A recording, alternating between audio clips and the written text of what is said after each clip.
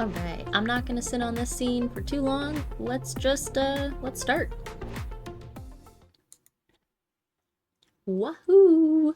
Okay, so I'm gonna take a couple minutes for the crowd to filter in before we really begin. I'm gonna fix my fucking camera, because my camera's always in a shitty spot. I swear. It's never in an okay spot. It's always shitty.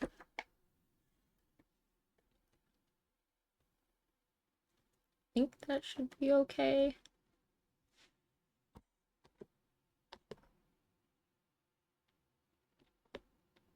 Okay, that looks good.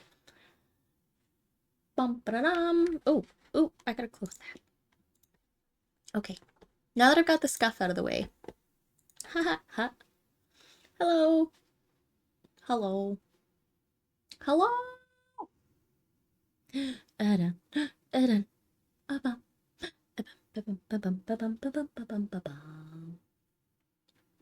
I was thinking about it, and I think I might start using this model a lot more until I have my hand-drawn one done, and see if I can add pictures, like little drawn ones on via VTube Studio. That'd be kind of cute. Yeah. Where is everyone? I guess I usually wait like almost 10 minutes before I start these, so I'll just kind of like boop around. Boop. Oh, maybe I should make a Twitter post. Let's make a Twitter post. Queso's here! Yapathon time! Woohoo! Now we have Bach, Mick, Queso, Tamatan. Hi, everyone. I think I'm gonna quickly make a Twitter post while I wait for people to filter in. Oops, I opened that. I forgot to close the source.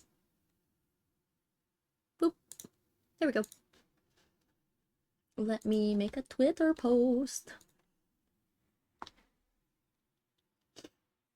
We love a yapathon. Okay, so what is happening? What's happening is let's talk about horticulture and the LA. Wait.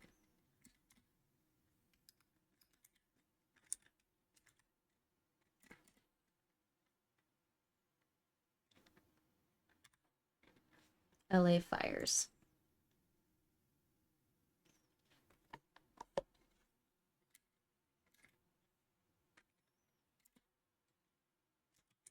Live now at https:// :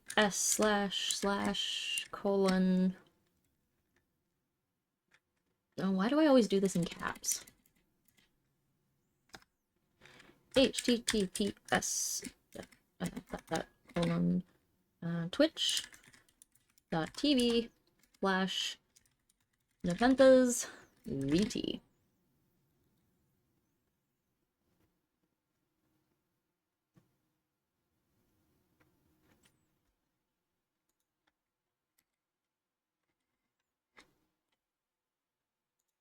And then I'll put the little hashtags in. Hashtag charity stream. Oh wait, let's go fundraiser. That might work better. Fundraising.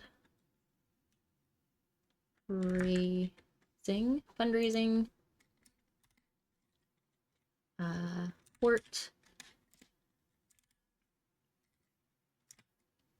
and Ethereum. Cool. Add my little image I made. Boop, boop, boop, boop. Because I made a cute little image. And post. Sweet. Sweet. I'm going to quickly log in as Ethereum and repost. Repost. And repost.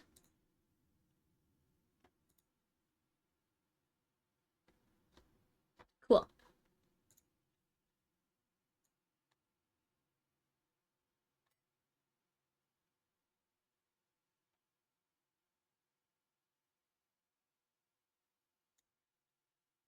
think that's good. Hope that's good. Okay, close out of that. Cool beans. Alright, that's good. Yapathon time. We gonna be streaming. We gonna be streaming for a long time. Oh, chat, you were hiding on top of... You're hiding on top of that. Why?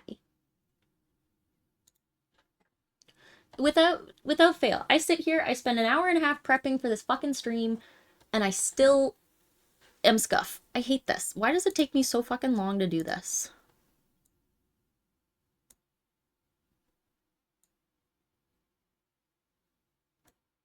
There.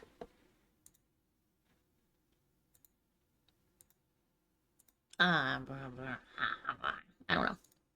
But I'm here now, and it works. Always scuff. Always scuff. Never not scuff.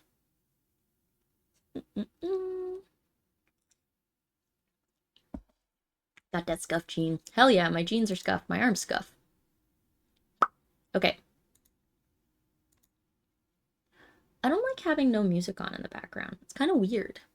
But I also, like, don't really want it behind my talk. Also, look. We got Lars. There's a little chin cam. Little chinchilla cam. Hanging out. Chinchilla. He's chinchillin'. Oh, he's so cute. He's so cute. Hello. Hi, Mold. Hi, Mold. How are you? How are you?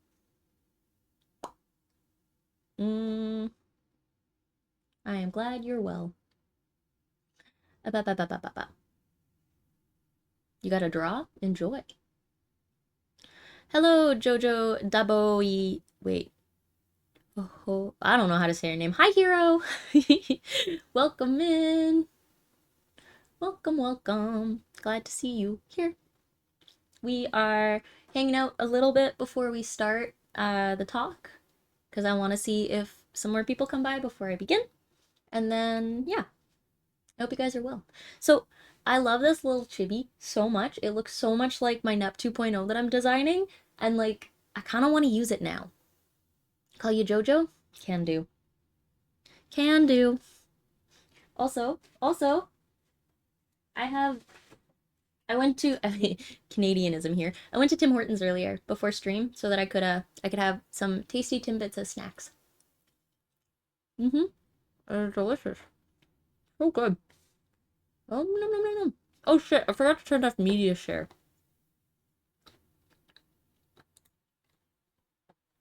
I gotta do that so you guys aren't playing dumb videos during my stream.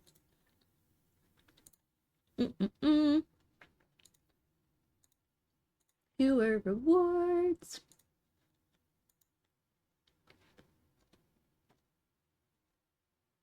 No media share today. Is big sad. No! Queso, I swear to God. God fucking damn it. You got sneaking a Krumar in there. I hate it. How dare you? How dare you? You're out of control. Out of control!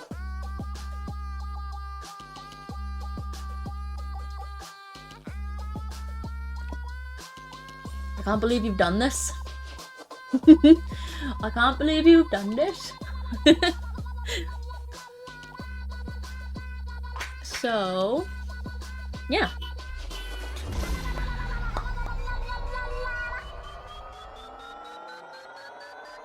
Yeah.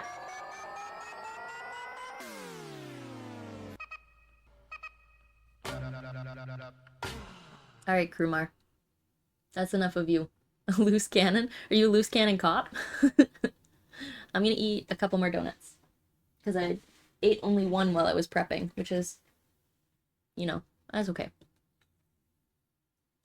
Nom nom nom nom. Nom nom nom nom. Lars is so cute and sleepy.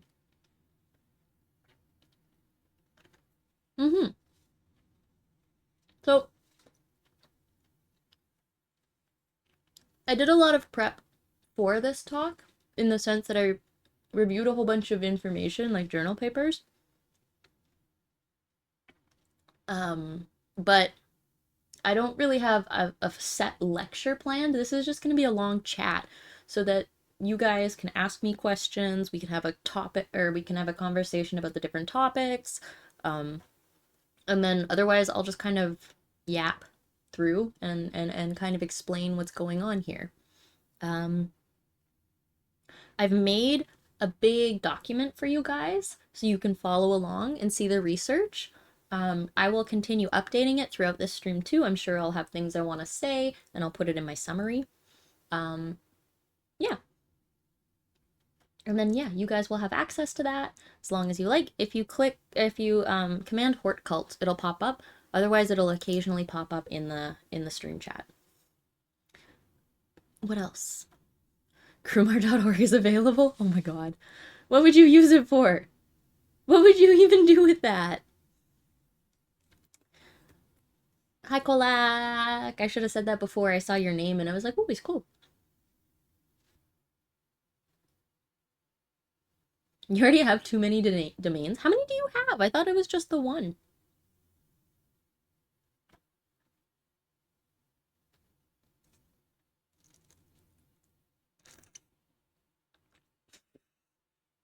Oh my goodness. That's kind of fun, though. Where Crewmar's place. I feel like if I ever make a NEP website, it's gonna have to be like early 2000s design with like too much shit flapping on them. Is that what the YTMND is? I don't know.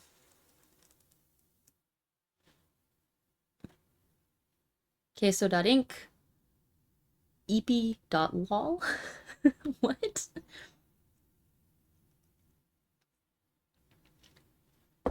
Funny.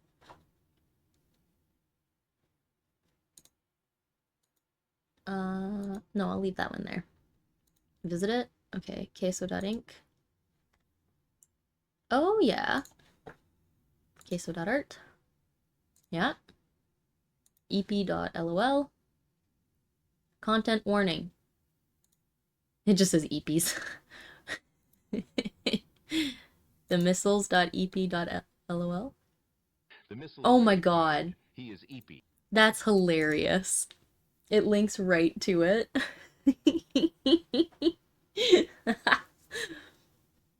I like it. I like it. Okay. Um.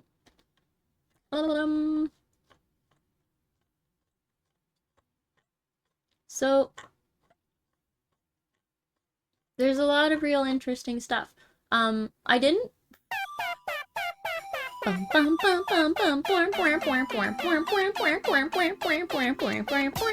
Hello, Raiders! Hello, hello, hello, hello!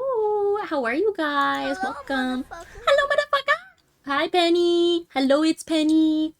Welcome! Hi, Resta! Hi, Resta! How was your stream? How was it? Did you have fun? What'd you do? What'd you do? Thanks for bringing the pillows. It was very exciting. We are not quite into the talk yet. We're just kind of hanging out a little bit, and I'm explaining what's going to happen. And I'm about to explain this whole charity stream aspect. I'm very excited. Is that a new model? Kind of. So I've had a chibi model for like 2 years. It's a free to use model that you can customize, but I updated it and now it's really fucking cute. I streamed Voop chat, the VTuber version of Omegle. Oh my god. That's interesting. I'm gonna have to check that shit out sometime. That sounds hilarious. Yeah. But welcome everyone. Welcome, welcome, welcome. I'm realizing the chat, you're still covering up. You're still fucking covering up the charity stream thing. Can you guys like fuck off a little bit? Just like hang out over there a little bit. Just you know, like just a little bit of fuck off. Okay. What was I? We're gonna do something. Stick that there. Grab. This one. I'm gonna move it because it's like in the way. There we go. That's good. I like that. That's better. Now I'm in the way, but that's okay. We can see it. Special guests like Girl DM, Villian. Ooh, cool. I should do an intro for your community here. Hello, Resta's community. Welcome in, Raiders. My name is Nep, or Nepenthes, which is my botanical name, because I am a carnivorous pitcher plant. Although I don't look like I'm in a plant form right now, I'm in a chibi model that I can't really add plant features to aside from this flower crown, so don't worry about it. My main model has all the plant details, but this one's cute and I love it. Yeah, I am an IRL horticulturalist and adult educator. I am a licensed professional allowed to teach horticulture. I am also your virtual garden educator. So I hang out on here. We host the Hortcult streams, which is like what we're doing today. If I do them, they're largely on Saturdays. And today we are going to learn all about horticulture and the LA wildfires. So I'm going to have a discussion about how they impact each other through history, as well as looking into present day and in the future. So it should be really interesting. I hope you guys have a good time with it. I have done hours upon hours of background research for this talk because I wanted to make sure I was well informed and had some really interesting stats for you guys, as well as just enough info that I'm not regurgitating what's on a PowerPoint. I'm actually having a discussion with you guys. So yeah, you guys are definitely what's the term? Encouraged. You guys are encouraged to ask questions, get into the chat itself. If anyone is really passionate about something, I guess you guys could maybe join me. I don't know if any of my V-Theorem guests will join, or V-Theorem cohort will join me, but I popped into Suzuki's stream earlier and had a little summary chat about this whole topic. But I figured I'd have a much longer chat right, here. Yep. Yep. I don't have a PowerPoint for you guys. We're just gonna chat. But I do have a really cool lengthy document to share with you. If you type Hortcult into the chat as a command, it will pop up. Nightbot will also throw it into chat every once in a while, just like there. The informational document is accessible. Check it out to remember the details for later. I'll give you a sneak peek of that bad boy right now. Dun dun dun! Here it is. So there's a whole bunch of information in here. It's not necessarily organized into anything in particular. That's what we're going to build this summary for. So we're going to work on this summary as we go. We're going to rename it and call it summary. And so as we go, we'll summarize what I'm talking about. But if you guys want to access this document, follow along, whatever, you are more than welcome. It features a list of some terms and definitions that I think are going to be important. Primary sources. So primary sources are things like peer-reviewed journal articles, stuff that is coming from research itself, includes statistics, data, all of these fun things. And then, maybe this needs to be a wee bit wider. Or maybe smaller. There we go. Hopefully that's good. Yeah, so we've got all sorts of interesting topics to talk about there. But we also have secondary sources. These are things like news articles and stories and things that aren't based on data itself, but rather the, how do I describe that?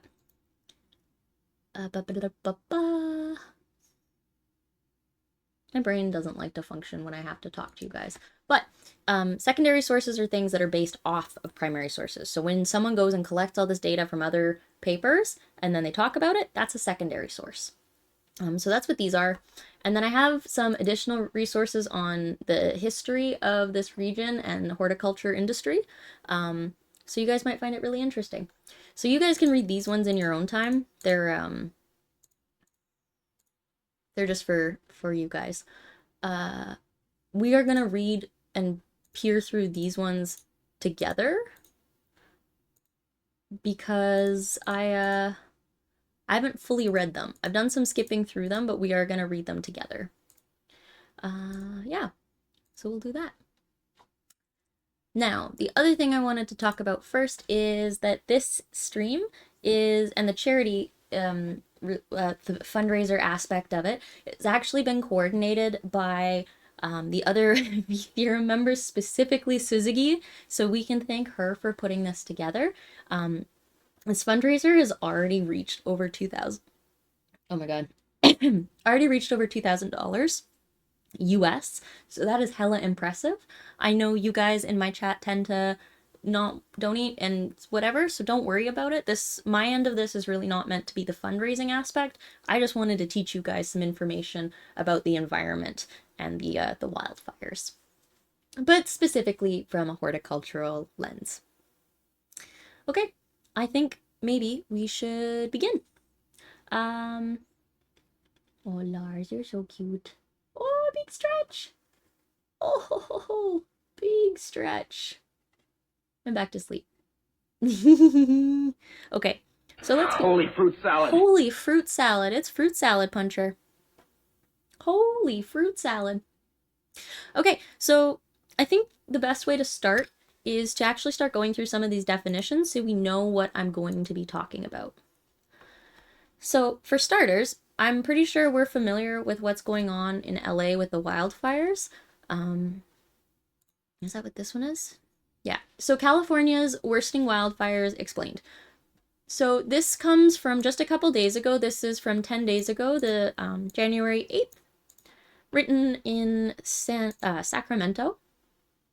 But yeah, so I think we're familiar with what's going on in California. It's kind of hard to escape that little bit of news. It's a tragedy. A lot of people are losing their homes and all of their things, and then the insurance companies just aren't helping, which is, fucking wild. These people have diligently paid their insurance, their home insurance with fire protection for the entire time they've had a home, and then it means nothing. So, good job. Good job, American insurance, although I'm sure Canadian insurance would work pretty similar if they can. So, this is a nonprofit newsroom, so they're not going to be biased based on who owns this newsprint, which is really interesting, which is why I'm happy to show you this one. So let's go through and do a little bit of reading, and then we can kind of talk about what's going on. So as climate change warms the planet, wildfires have become so unpredictable and extreme that new words were invented. Fire NATO, gigafire, fire siege, and even fire pandemic. California has 78 more annual fire days when conditions are ripe for fires to spark. 78 more than 50 years ago. So when is California's wildfire season? Well, now it's almost year round. You used to have winter ones, and then in the summer it chilled out a bit, and then you'd have drought conditions because of lack of rainfall. So now we have not enough rainfall, and we have a lot of extra fires. So, but yeah, it's almost year round. So what are the worst wildfires? Well, in California, they're all over. Never having a fire in an area or community is no longer applicable to a lot of areas. So let's see here. The fast-growing Palisades fire, whipped by vicious Santa Ana winds, is raging in Los Angeles County. It's destroying homes and forcing evacuation of over 10,000 households. The Southern California coastal fires typically have to be driven by desert winds, but not really anymore. Vegetation along the usually moist coast is often so parched that it doesn't need winds to fan fire. So this is really interesting. This is something we're going to be talking about a lot, specifically this. Vegetation along the usually moist coast, so usually a fairly humid coast, is often so dry that wind isn't necessarily required to push it around. we are experiencing wicked droughts across, I say we, I live in a very different region, although we are also experiencing drought conditions, it's not the same. Um, California is experiencing incredible levels of drought. It's insane. So we're going to talk about that, a little bit of the history of that. I have a whole bunch of the information. This is really cool. So the LA Department of Power and Water actually have a whole history of the water sources of LA. So we're going to go through this a bit too and talk about why and how the water of LA gets there, what it means for local communities and farmers, and what's happening to the water depletion in the whole region. So this is really fun. I say fun, it's kind of tragic, but it's interesting. It's so interesting. Did you guys know that California has been experiencing irrigation and water droughts, specifically LA, since like 1913? Early 1920s, there was like actual physical reactions. I don't, what's the word? I don't know. I'm forgetting. I'll find it. Where is it?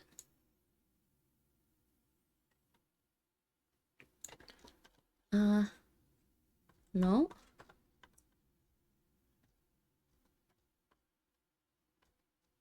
I think it was higher up than that. No, it was further down. This is a really long article. It was really cool though. Nope, that's incredible levels of drought that explains your dating life. Oh my goodness. Where is this? Yeah, last spike driven. Okay, so where is this? Maybe it's where... What's the construction? World records. Crew platform as an altar. Yeah. Yeah. Anyways, here we go. So this is from 1913. In 1913, LA exceeded the dizzying figure of 400,000 people. Despite the abundance of the aqueduct's water supply, within 10 years, people would be looking for more water yet again. So they're diverting more and more water from other sources into the city because there is not enough.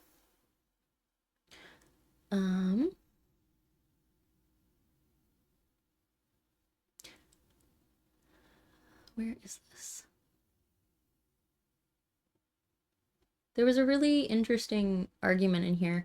Either way, there was a revolt. Farmers revolted in like the LA region because of all of this. But now I don't know where that little bit was.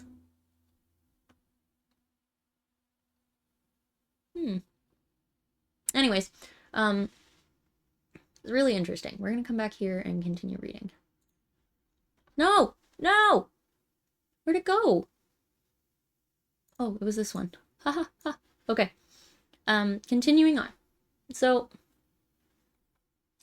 talking about that, here we go. Nothing was as it was.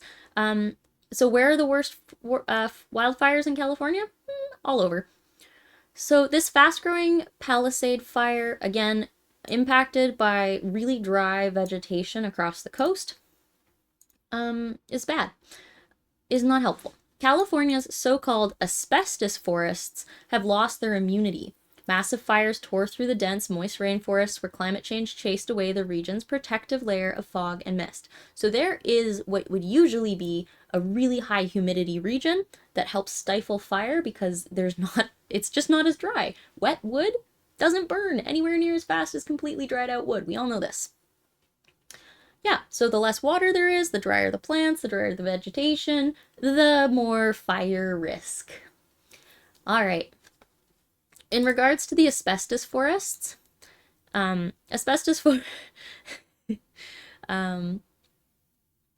are they here?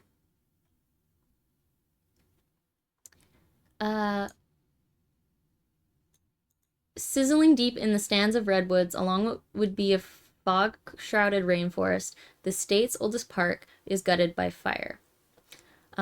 So these... Yeah, so trees like redwoods, oaks, and sequoias. Um,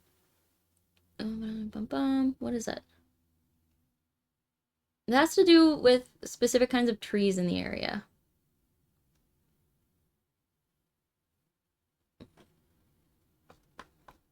Anyways, we'll come back to that. We'll come back to that. Is no bad. Yeah, asbestos forest. Okay, so here we are. What causes California's wildfires? We're gonna drop that in here.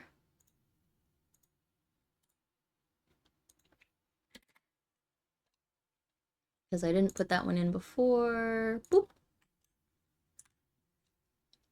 All right. So what causes them? Arson and power lines are the major triggers. These are the things that cause the spark, okay? Horticulture doesn't cause the spark, but horticulture is a good portion. Horticulture and agriculture is a good portion of why these drought conditions are taking effect. Bum, bum, bum, bum. So yeah, lightning storms and such. It's harder to fight these fires. Insurance companies are canceling policies. Ooh, that's bad. The amount of smoke in the air causes a lot of air pollution and a lot of health problems for the people that are stuck breathing it in. Where I live, we also get impacted by the smoke from wildfires in Canada. It blows over into our region, and it sucks. It hurts your lungs. It hurts your throats. As someone who has no respiratory issues, I find it uncomfortable and painful. So, you know, that's not fun. Yeah. So California's landscape has really evolved with fire. And we're going to have to adapt to new realities as these trends continue. So here's some stats from a whole bunch of different different papers and such. I really like this article. That's why I've linked it for you guys in the document.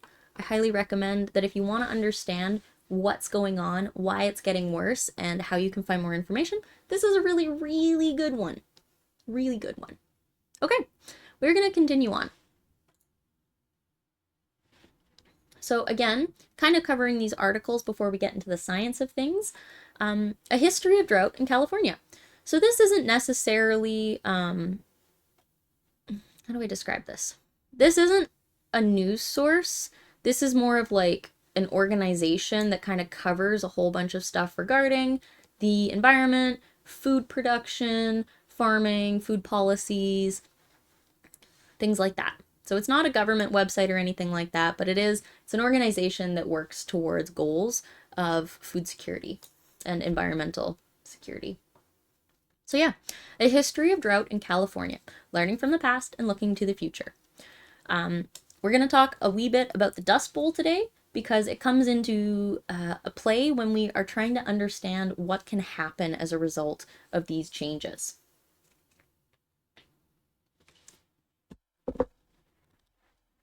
All right. So here we go. So the California Department of Water Resources announced that no water would be delivered this year from the state water project. When was this published? Oh no, this is 2014. So this is going back to one of the last massive droughts in California. But yeah, what ended up happening, is that a knife? It's a hori hori knife. It's my garden knife. Do you like it? This is what I have when I go gardening. This is my favorite tool. I love this thing. I don't know why I hadn't grabbed one before to stick it to me. Maybe because my hands on my main model kind of suck. But now it's in my hand and it's kind of threatening and I love it. It is a knife. It's technically a knife, but it's a garden knife. Also a shovel. But yeah, so in 2014, the State Water Project did not have any extra water for California. These deliveries in the history of the project helped supply water to 25 million Californians and over 750,000 acres of irrigated farmlands. So to lose that means a lot dry, a lot not water. But yeah, so California's often endured water scarcity throughout its history, which is true. We're gonna look at some stats on the history of the droughts in California. Um, and the state has a long history of unpredictable weather fluctuations. So it's getting harder to predict what exactly is going to happen because there are less patterns to the weather. Um, it's a mistake to think of California in terms of averages and regular cycles of precipitation. Settlers' accounts of the area are laden with odd conclusions based on the extreme conditions present at their times of observations. So, in 1841, a dry Sonoma was declared entirely unsuitable for agriculture, and the Sacramento Valley was written off as a barren wasteland. So, again, 1841. And it was also, the Central Valley was almost considered a great inland sea due to torrential floods just a couple years, about 20 years later in 1861. In this area, Sacramento could be traversed only by canoe. So California has always had some wild fluctuating weather. Yeah. But yeah, 2 years later, 1864, more drought-stricken conditions. In the early 1920s, California farmers who did irrigate relied mostly on groundwater and flowing river sources, along with some smaller reservoirs. These sustained them just enough through those dry years. Now, every time you go into the ground and start taking up groundwater, it's very similar to things like oil collection. When we pull that stuff up out of the ground, those fossil fuels out of the ground, they don't replenish very fast in comparison to how quickly you remove them. It's the same with groundwater and aquifers.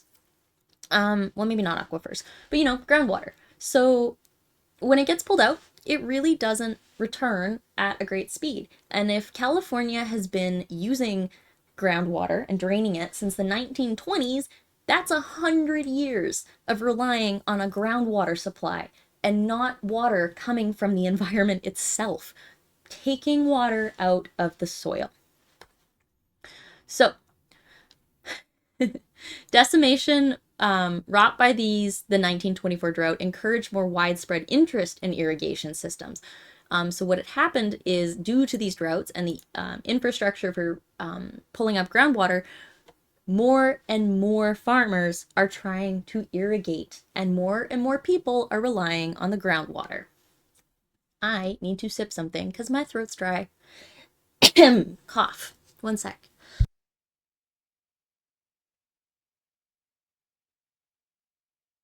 Where's my water? Where's my water? Hi, Suzuki! Hi, Suzuki! We're talking about the history of droughts in California. You're here to lock in? Excellent. I hope your meeting was good. So, so like I was saying, yes. So, early 1920s, California farmers who were irrigating were relying on the groundwater that was being pulled up. And as this groundwater was becoming available and they're in drought conditions, more farmers were interested and encouraged and enticed to also irrigate using groundwater.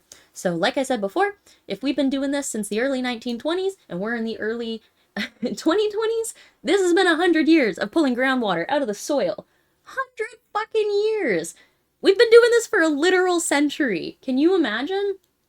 Okay, so the Dust Bowl droughts of the 30s, it created an even stronger desire for water moving and storage on a grander scale. People were trying to hoard it from the environment because people needed it. Okay? In this era, there was something called the Central Valley Project, and it was a system of canals, pumps, and aqueducts. So again, if you have an interest in learning about LA's aqueduct history, we have this fact and history sheet right from the LA Department of Water and Power.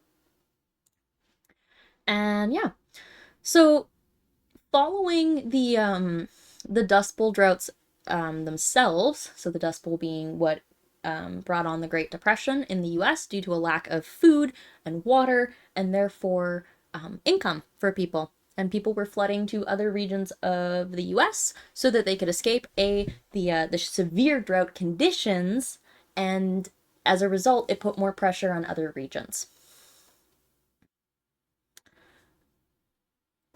Yes, so that's part of the aquifers. So I actually have something for us to listen to, I believe, covering things like groundwater. But we're gonna go into that right away. We have a video to watch. But yeah, so California has a whole bunch of record kind of extreme droughts across history, at least recorded history from settlements. So in the 70s, there was a massive drought at the end of a wet season in 76. So 65% of rainfall levels were at 65% of the norm. So that's pretty low. There was little to no Sierra snowpack to speak of. We'll come back to talking about what snowpack is in a bit. And then 1977 was one of the driest years on record for them. 47 of California's 58 counties declared a local drought emergency, which was making them eligible for relief funds from state and federal levels. 1977! This shit keeps happening over and over. We've been farming these lands for a century and overdoing it on the water. All right, the agriculture sector, always uniquely vulnerable to these conditions, felt the repercussions. So, the State Water Project cut ag entitlements by 60%. There were so many cuts due to crucial rivers, streams, and such running dry.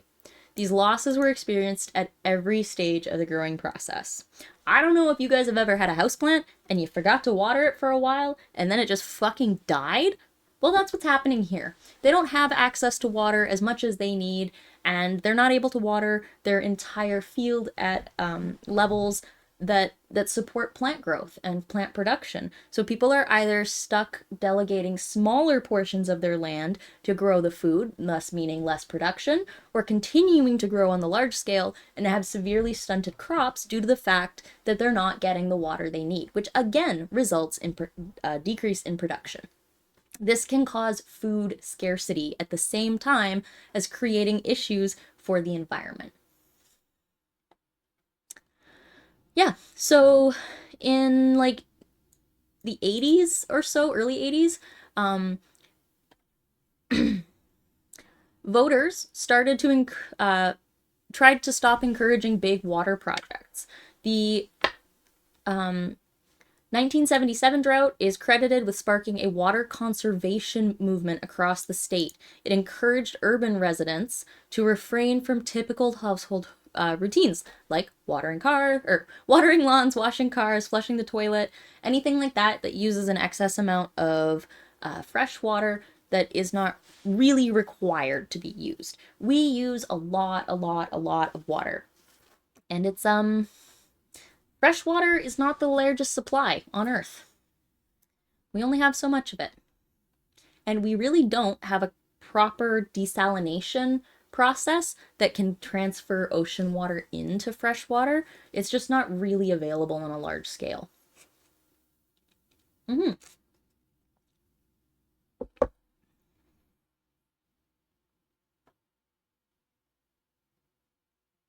Okay, so that's interesting. That is interesting. So, let's see. Climate advocates in the state believe that this drought highlights the imperative to continue improving on-farm water conservation and water use efficiency measures. But we must go beyond conservation and also implement strategies such as on-farm catchments, water recycling, water banking in soils, runoff prevention, and more. Integrated water stewardship and methods integrated water stewardship methods such as these should be in the next frontier in California's water stories. California's running out of water, and it's a big part of it. California is also like the largest horticultural production region in the US, and that's why we're focusing on it. I hope you enjoyed that one. So that came from Civil Eats, which was this nice page. Okay, we're gonna learn a little bit about what, or where did I get that one? Drought as opportunity? Yeah. So drought as opportunity. Because of these droughts, there is a lot of stuff that we are learning about.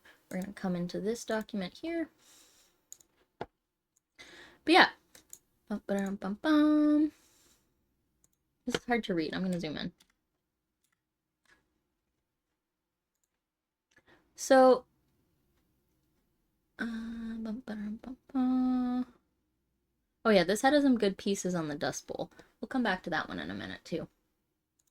Let's start with the environmental impact. This is my favorite source from this whole thing.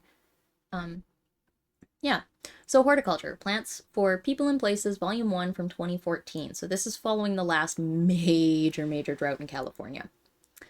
Here we go.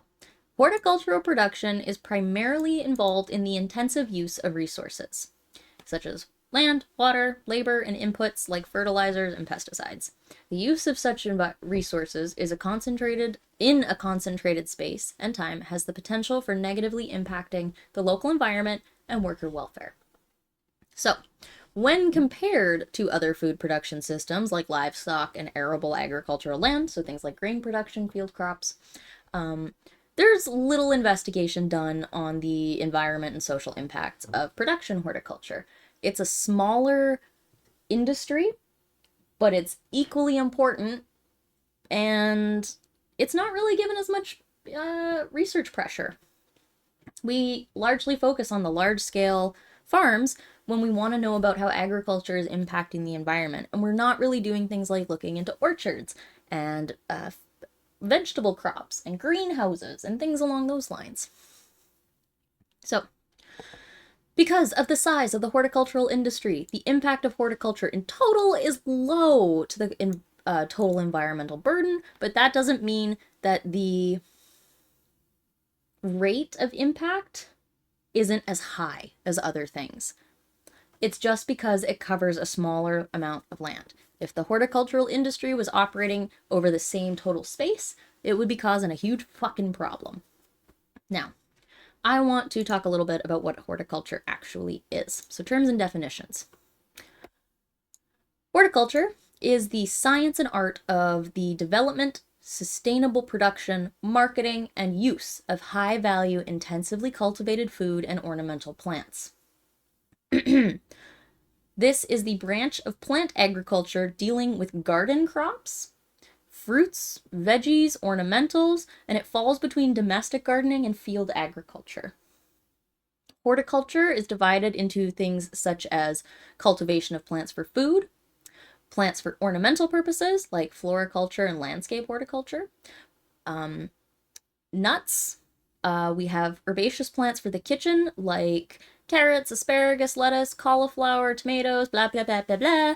And yeah, so things like the production of flowers as well.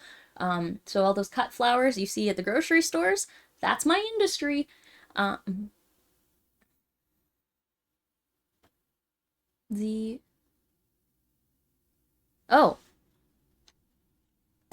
Oh, that's because I typed it in by hand. Let me fix it. Let me fix it. I can do it. I can do it. Fix it real fast. We'll go timers. Dun, dun, dun, and edit the Hello, motherfucker. fire relief. Hello, motherfucker. Welcome in. Hannibal Ludus. Relief. Oh, no, fire relief. Fuck. There we go. Ja! I keep hitting stuff I'm not supposed to hit. I've hit the tab key on my keyboard so many times today, and it's the hotkey for the model I'm using, and it fucking pisses me off. Okay, update. And then that means I also gotta update this one.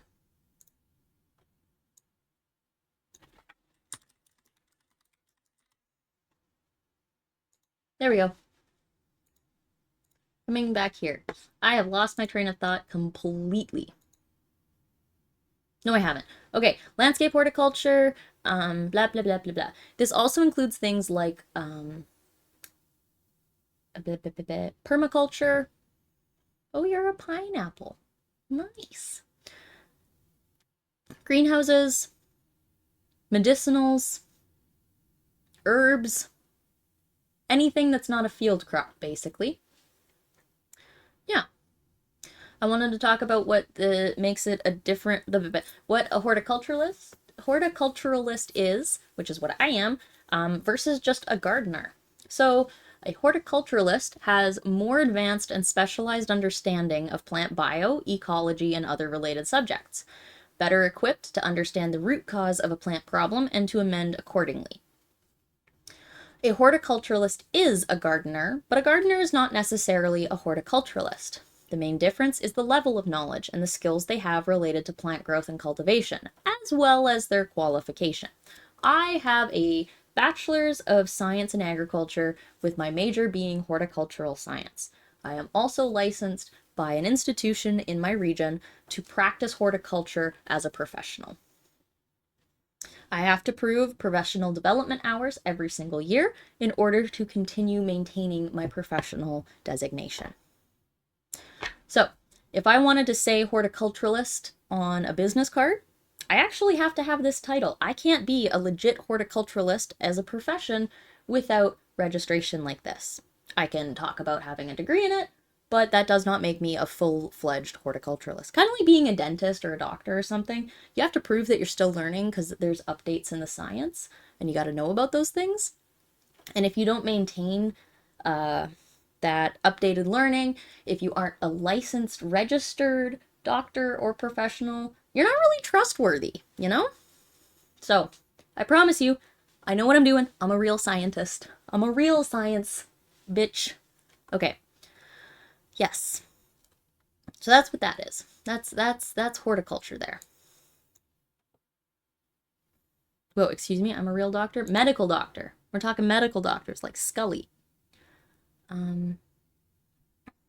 Where was I looking at here? So Dust Bowl, terms and definitions. Now I don't know where I was. I always forget she has that. I know. She never says it. It's very rare. It was dropped once and never again. Just kidding. I'm a medical doctor. I'm a medical doctor. I love that, her differentiation of it. Yes. We're gonna talk more about this stuff. God, my brain feels like it's just not functioning. I don't know how to talk about this without someone kind of guiding the conversation so I can like answer questions. It was really easy when Suzuki was talking to me because I kept answering questions. It was perfect. Yeah.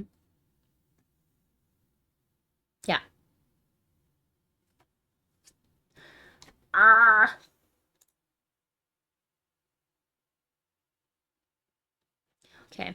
We're gonna come look at this document a little. Oh, wait, no, I was looking at this document. So this is the one that I'm referencing there, California's Drought as Opportunity.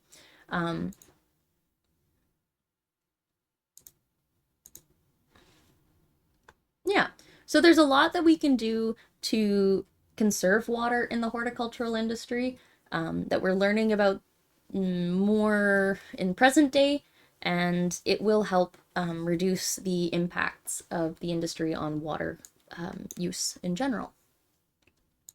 What else do we want to talk about? Tillage, humus, drought, soil erosion.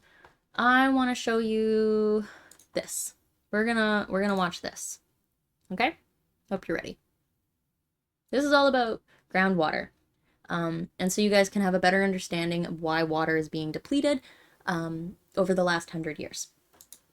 Groundwater.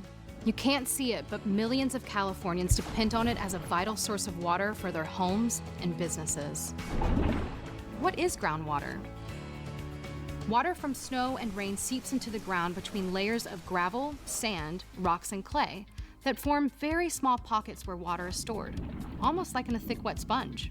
These underground sponges are called aquifers, and many aquifers in the same area are called groundwater basins.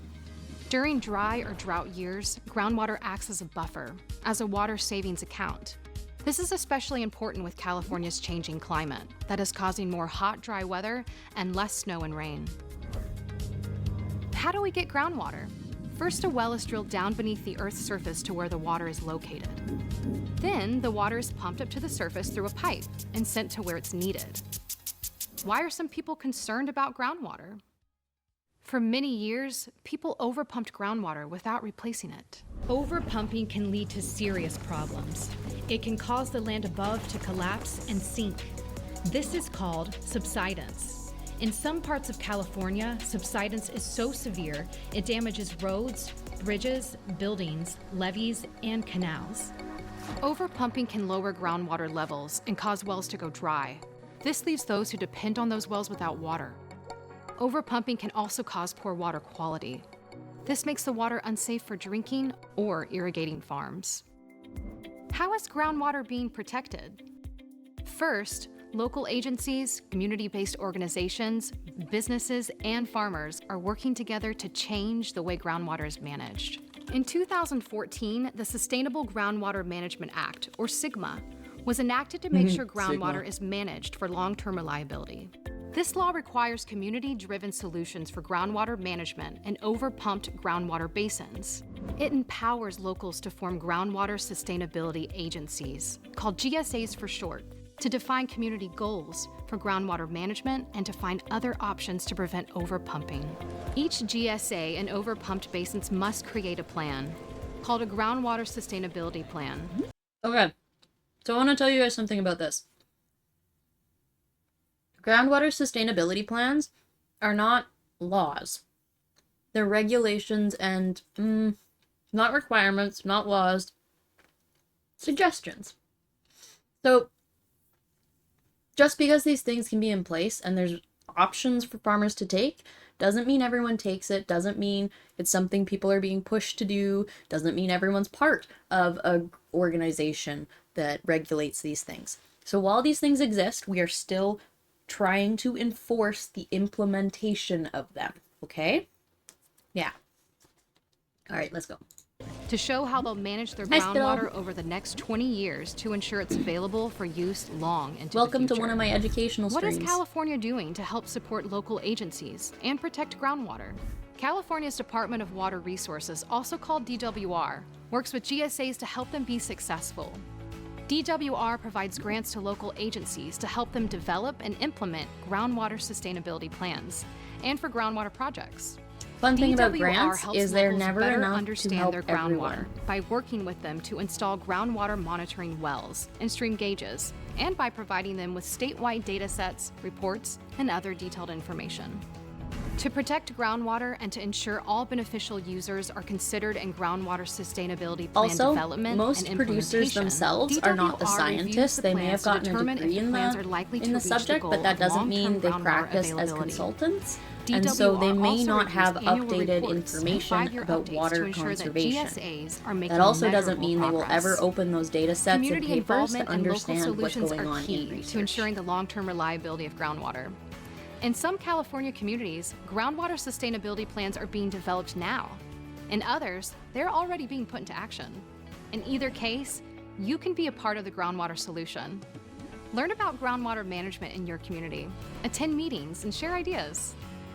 To find your GSA, visit sigma.water.ca.gov/GSA. Visit Sigma. Well, okay. So, that is what groundwater is. That's where it comes from. And like I said before, we've literally been depleting it out of California for 100 years, starting in the early 1920s. It's been a solid century of depleting groundwater levels.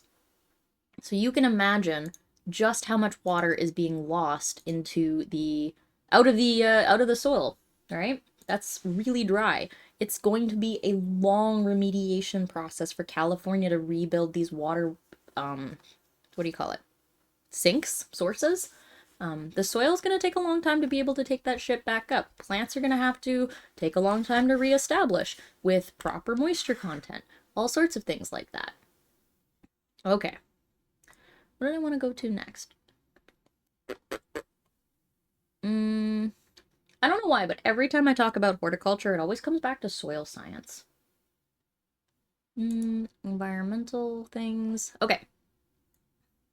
So, the environmental threats of horticulture and production horticulture. So, the difference between horticulture and production horticulture is production just refers to the actual food production itself. I do not practice production horticulture, but I am a horticulturalist that practices. That's because I practice in urban environments, in small scale, like backyard, personal home gardens, and things that are not being sold to the public, things that are kind of just being personally produced, as well as education. So, here are some environmental threats that come from production agriculture.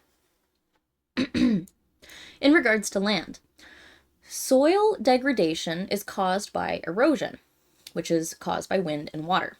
Organic matter will decline, there's compaction, salinization, reduced fertility, and pollution, and all have the potential of environmental mismanagement within the industry of horticulture. So, soil degradation has to do with the depletion of nutrients and proper soil structure. It's a breakdown of a healthy soil. So, erosion, which I have a definition for, soil erosion. It's the loss of topsoil to wind, rain, and other forces, and intensified by human activity. It can have a negative environmental, societal, and economic impact. So, soil erosion, whether it's by water, wind, or tillage, it involves three distinct actions. Soil detachment, so it detaches from the soil and is able to be moved. There is movement and deposition. Deposition is where it ends up. Topsoil, so that very first inch or so of soil there, topsoil is that very, very top amount of soil. It's really not that deep. Topsoil, which is high in organic matter, fertility, and soil life, is relocated elsewhere, either on site where it builds up over time or off site where it's been carried. It can fill drainage channels, and things like the case of the Dust Bowl fly around and cause a lot of harm. Soil erosion reduces cropland productivity and contributes to the pollution of adjacent watercourses, wetlands, and lakes. Okay, we're going to come back to this one. Yeah, so erosion. It can occur in horticulture if large open fields are unprotected from wind erosion, or by flood irrigation, carrying the topsoil off the fields with little or no crop cover. As I was mentioning to Suzuki earlier today on her stream, the importance of this is something called soil cover. The more soil that is exposed, the higher chances of erosion and soil degradation. That's why it's really, really, really important to not leave your soil exposed. We do not want that. We want mulch. We want soil coverage. We want the ability for plants to hit the ground and decompose. You know, one of the things I like to point out to people too is one of the healthiest things you can do for your yard, especially your lawn, is to not rake all those leaves into a pile or anything. Let them sit in a nice little loose, like thin layer over the yard. Over the winter, what will happen is the snow and stuff that lands on it will wet it, push it down, compact it into a nice little layer, and when it all melts in the spring, you have a bit of a compact layer that the grass will continue to grow up through. It's what causes thatch in grass. And thatch is what keeps your soil happy. But often it looks, air quotations, ugly and is not the standard for lawn. And so a lot of people remove that, which in turn removes potential soil organic matter, I should say. Okay, flood irrigation, which is something interesting, is, if you know anything about rice paddies, it's like where you literally have flooded the field and then it disappears and dries out. But what happens is soil can be, if its soil is dry, it kind of gets aquaphobic, waterphobic, and so the water doesn't stick to it and it kind of like just picks it up and moves it. So if you've ever like flooded your yard a bit and then you end up with soil piled up around the edge of it or something, you know what I'm talking about. I have some interesting stats here showing how much soil gets lost. If you want to look at that, you can. And yeah, so that's what happens with the soil. The land itself. We are losing soil organic matter, which acts as a sponge in the soil, and the less of a spongy material you have, the less water that can be held in the soil. It also reduces the amount of nutrition in the soil because it's basically the compost, which is full of the nutrients. All right, the less available nutrients from the environment, the more fertilizer that needs to be applied, the more fertilizers that applied, the more runoff that happens. And runoff is when these fertilizers, these nutrients end up in different systems outside of the farm itself. We see things like algae blooms as a result of excess phosphorus, and it's no bueno. It can kill biodiversity off. Yeah, it's not bueno. Not bueno. Okay, moving on. The environmental threat to water. So the majority of horticultural crops are irrigated. Water is really, really important in horticultural crops. They do not like drought. And yeah, so the industry contributes to water scarcity problems. Shocker. Climate change and population predictions warn of global reduction in freshwater availability. And by 2023, there's an expected 40% shortfall between supply and demand for fresh water. Right? 40% shortfall in the next, 5 years. Hi, Monty. Thank you so much for the resub. And for 2 months in advance. Oh my god. You're so sweet. Hi, Catboy. Okay. Crazy. Horticulture be depleting the fucking water out of the soil. Labor. So this is more of a societal issue.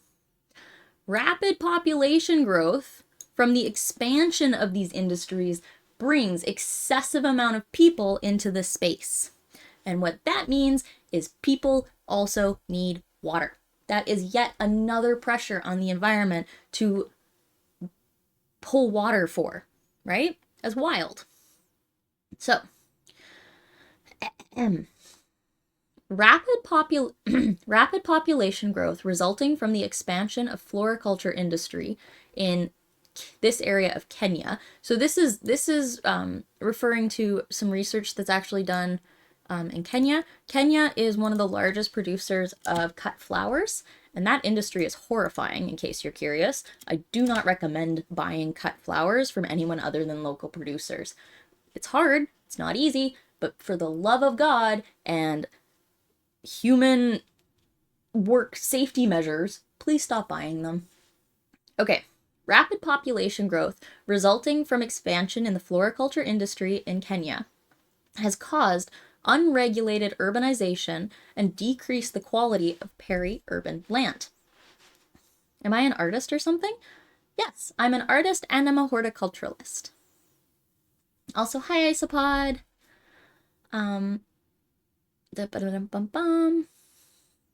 Peri-urban land refers to spaces surrounding urban developments. That's funny. I am an artist, though. That is true. And yeah, it's Capui. Okay, let me finish this.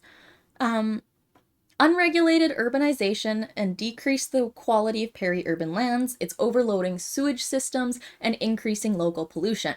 The excessive extraction of water from the lake for industrial and residential use has contributed in association with a drought and decline in water levels. Intensive horticultural production uses intense amounts of water. The overexploitation of water resources is contributing to reduced biodiversity, threatening the future of water security and local ecosystems, and that are already endangered by the introduction of invasive species. As someone who's done permaculture gardening on an urban setting, I'm interested on the topic. Yeah! I've done a lot of this work in the past. I've got about 8 years of experience in horticultural education and working in sustainable practices. So I hope you enjoy this. We're having a discussion about how horticulture impacts the California wildfires. We're also hosting the charity donation thingy. I hope you like it. Hello, Jason Ashpile. Just passing through, making sure people self-care and remember that water, snacks, and stretches are important to stay healthy. Yeah, it is. Yeah. I'm gonna have a sip of water though. I'm a plant. I am part of the problem. Just kidding. Okay. Continuing on. Greenhouses. Greenhouses are a part of labor, right? You can't leave it to its own devices outside. It requires a lot of hands-on work. Greenhouses are part of horticulture. So, greenhouses are the most intensive users of resources. There are higher rates of CO2 emissions than field-grown crops, and that's largely due to temperature controls. Large-scale greenhouse horticulture has rapidly depleted surface water and freshwater aquifers, and subsequently replenished by seawater, it creates salinization of land and water. Salinization is the increased concentration of salts. No bueno. Okay. And then global warming and climate change. The contribution made by horticulture to global warming and climate change is through the process of energy combustion, transportation, refrigerated storage, and inorganic inputs. Horticulture is not just the food being grown. Horticulture is the food being grown. Actually, let's take it a step back. It's the seeds being produced. It's the food being grown. It's the harvesting of the food. It's the storage and transportation of the food to the public, and then once you get it home, then it's kind of out of the horticultural industry. So, thank you for the isopods. Horticulture spans a lot of the process. So things like transportation is also horticultural waste, right? Those emissions are part of the problem from horticulture directly. Cut flower industry, largely coming from Kenya, same thing. Those flowers have to be delivered very quickly across the world. Yep. Snow hive, agreed. So, there are strategies for mitigation, things that we can do. Strategies include legislation, private voluntary standards. So that's what we were talking about with the groundwater. It complies with things called good agricultural practices. Technology advancements, land use, water use, so low tillage and deficit irrigation, we'll talk about those later, and IPM. So the SIGMA thing is the Groundwater Management Act. We watched a little video kind of covering some of that. Yeah. But you guys can learn more all about that Management Act itself, but that's a lot about law, so I'm not going to go into that bit. The biggest thing, though, is legislation. Laws make people follow them. If we don't have laws that force the agriculture and horticultural industry to play by fair water conservation tactics, we're not going to see any change because the farmers really don't make a ton of money. And if you don't give them a incentive to follow the rules and the regulations, so, not being slapped with fines and whatever, or being slapped with fines and stuff, they're not going to do it. It takes a lot of money to put these sorts of practices into effect, and a lot of farmers do not have that kind of money to input into a farm. Not without losing revenue that they are required to bring in to pay their workers, to keep their operation going. It's hard. It's very, very hard. So, it's tricky. It's tricky to get those changes into practice. Conclusion from this paper specifically. The past decade has seen an increasing awareness of man's activities on the planet's environment. The horticultural value chain has affected virtually every aspect of the environment. In addition, we've seen greater advances in quantifying the impact of horticultural activity on the environment. By understanding, measuring, then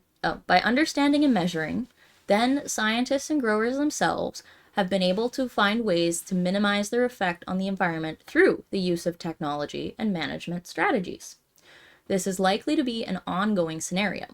However, climate change we are seeing currently is a result of practices totally outside of horticulture and in future global warming and the environment impact on horticulture production. This impact on horticulture may be more important than horticulture's impact on the environment. Again, large-scale agriculture and livestock production is a primary driver of these things compared to horticulture, just based on how much is being produced. But when you look at the impact based on the scale, it's still pretty bad. Okay. What to next? What to next? What else do we want to talk about? Drought is opportunity. Human-induced climate change. So I wanted to talk about anthropogenic droughts. So back to my terms and definitions. So drought, first of all. A drought is a prolonged dry period in the natural climate cycle that can occur anywhere in the world. It's a slow onset disaster characterized by the lack of precipitation and resulting in a water shortage. A drought is part of the natural climate cycle. Anthropogenic droughts, mean referencing environmental change caused or influenced by people, either directly or indirectly. Anthropogenic drought, which is a lot of what we're seeing, is not part of the natural climate cycle. It's more of a directly or indirectly impacted thing by humans. While some of it is not, some of it is. Basically what it is like when we see spikes in drought, those are a little more part of the natural cycle, but the frequency of small droughts in between is the anthropogenic issues that we are more familiar with. So, water and climate, recognizing anthropogenic drought. California's current extreme drought must be a lesson for managing water in these warmer, more densely populated worlds. And so, since 2012, California has been experiencing the worst drought in more than a century. This is written in 2015, so again, following the 2014 drought. Forests, fish, and wildlife, as well as regional economies, are struggling. Droughts cause issues everywhere. You lose aquatic life, you lose land life, you lose economic sustainability. It's not good. So, California is known as the US's salad bowl because of its prolific fruit and veg and nut production. But fields have been left fallow. Fallow means that there's nothing being grown in the space, okay? If a field is left fallow, it's not being used for production that year. So this also contributes to a statewide loss of income. There are more than 12 million trees that have died from that 2014 drought, and cascading impacts on amphibians, birds, and mammals. Streams and wetlands are drying up, including the American River hatcheries of steelhead and Chinook salmon, so fish, what do I call it? The fish that we like to eat, the production side of it. Not aquaculture, that's something else. Anyway, fish production. It impacts those things. There are wetlands that dry up and rivers that dry up, and it affects our access to these foods. Also affects the biodiversity of the area because if they eat things and there's not as many of them, those things are going to grow to larger populations and cause more problems. Blah, blah, blah, blah, blah. There's things that rely on eating them, and if they're not there, then they can't eat, and blah, blah, blah, blah, blah. Okay. So, California's ecosystems have evolved under tremendous natural variation and water availability. It is normal for California to experience really dramatically different climate changes between the years. However, it's nowhere near as rapid as intense as it has been recently. So, in the past 100 years, human activities have been drawing heavily on the water. And so since 1950, the state's population and agricultural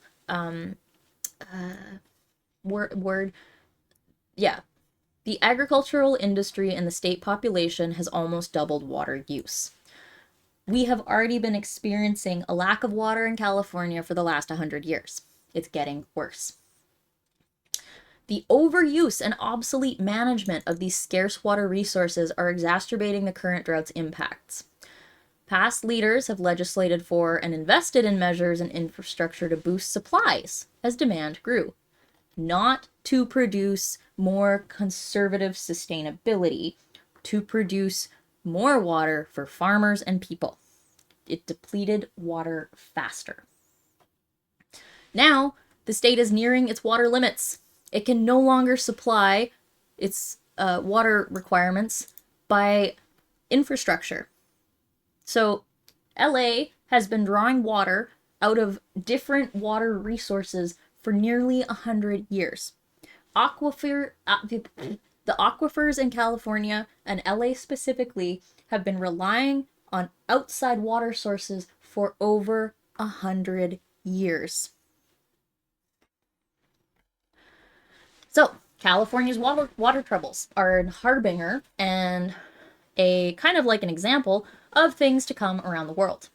Wherever population and industries are growing, we call for more studies and legislative consideration of these human impacts on water stress caused by urbanization, greenhouse gas emissions, and food and energy production, as well as for policy and management practices more suitable to prosperous economies and developed water systems. This is why I have a damn aneurysm every time I see people vote conservative, because, like, do you just want to die? Do you want the entire world to die? That's what you're voting for. Okay. So this goes into more of groundwater things that are happening. We've talked a little bit about this. So next steps, but climate change, yeah, adaptation legacy. So the changes that have happened in California and how it's impacting things. It also has a lot of really good references. I like this one. It's an article from Nature. Recommend it. But yeah, the anthropogenic effects on drought are intense. Okay, what else we got?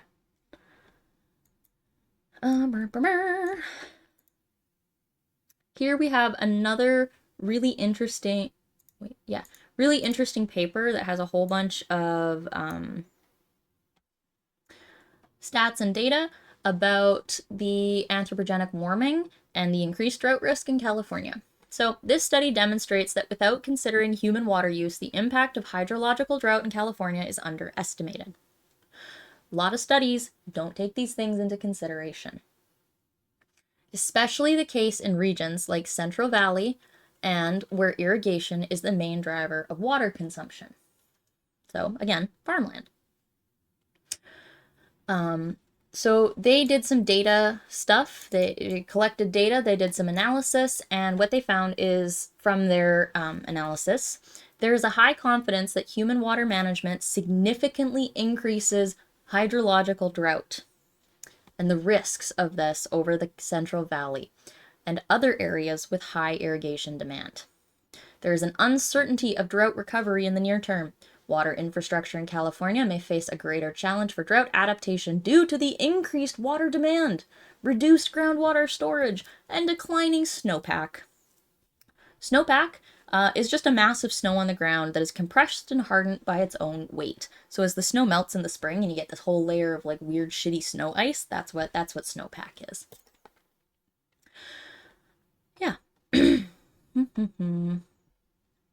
Human water consumption, mostly irrigation, but also the use of water in urban centers, has increased drought duration and deficit by 50% and 50 to 100% respectively. So human water consumption has created about a 50% deficit. It's exacerbating these droughts. Human activities have increased the occurrence and intensity of these droughts in California, especially in the Central Valley. And it's going to it causes issues in land subsidence, which we talked about earlier. Land subsidence is like the breakdown of it, and so like you get sinkholes and stuff because it doesn't have structure anymore. It's just kind of dry and it goes, yeah. So Land subsidence, a gradual settling or sudden sinking of the Earth's surface owing the subsurface movement of Earth materials. So it dries out and it just kind of falls apart. Think of sand. If sand is really wet, it's heavy, it can compact a bit, you can make things like a sand castle, but if it's completely dry, it falls apart, right? There you go. Okay, the principal causes of land subsidence are aquifer system compaction. So when you pull all that groundwater out and it kind of like compresses into itself. Drainage of organic soils, so growing plants and pulling the water out and just being and then not putting it back. Underground mining, hydrocompaction, natural compaction, sinkholes, and thawing permafrost. The increased lack of water availability for irrigation and hydropower, and the depletion of groundwater storage contributes to the land subsidence problems. Again, this comes from 2015, following that last drought. This long-lasting multi-year drought has created extremely low soil moisture conditions, further increasing the risk of drought-induced natural hazards, including landslides, flash floods, and midwinter wildfires. These droughts include issues like landslides, flash floods, and wildfires. The over-irrigation and overuse of California's water resources is leading to so many environmental problems, not just wildfire. So there's still much to understand about human activities, so like water use and water reservoir operations. But yeah, there's still much to understand about how human activities intensify or mitigate hydrological drought in California. Yeah. Another anthropogenic topic. So anthropogenic climate change impacts and exacerbates summer forest fires in California. So not only is there an increase in winter forest fires, there's an increase in summer forest fires. The increase in temperatures and dryness has been identified to be one of the major drivers of these increased forest fires and burned areas. Nearly all of the observed increase in these burned areas over the half-past century is attributed to anthropogenic climate change. Oh, thank you, Samuel. Also, hi, Moose. Vote Bloc Québécois. Oh my god, don't vote Bloc. They're stupid. Okay. Yeah. Observations that indicate that there's a 5-fold increase in total burned areas. I can't figure out what the dates on that one are, but in regards to 2023. So this is a more updated version of it. This is my mini model. I just I updated it recently. Oh, it's real cute. Yeah. So the 10 largest California wildfires happened in the last 20 years. Of all the wildfires that have been recorded, 10 of them have been in the last 20 years. 10 in 20 years. So, 5 of these occurred 5 occurred in 2020. And 8 total after 2017. It is increasing. It's becoming more regular. California is going to be on fire. Squirrel camp. Not a squirrel. That's a chinchilla. That's my chinchilla. Yeah. But yeah. Mechanisms linking climate change to wildfires have been suggested, including below average precipitation, higher spring temperatures, low spring snowpack, hotter summer temperatures, larger vapor pressure deficits, and more frequent hot temperature extremes, as well as a Oh, Lars, don't eat my camera. Don't eat the camera. Hi. Hi, baby. What are you doing? Hi, Lars. It's a nice nose you got there. Hi. Hi.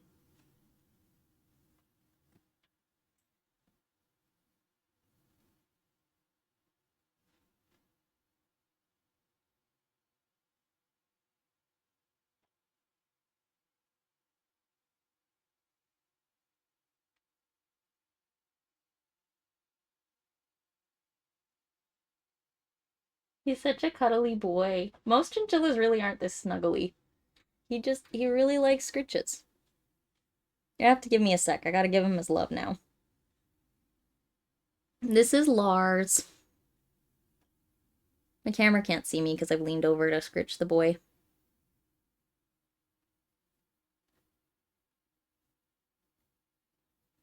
Oh, he's so sweet. He's so sweet.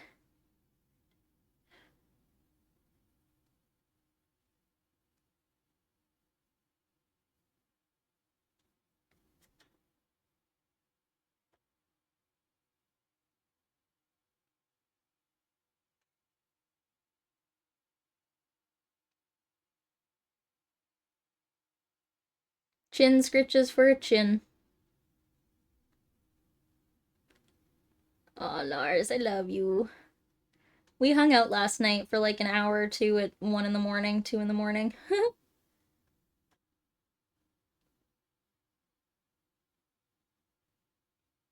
I love this boy.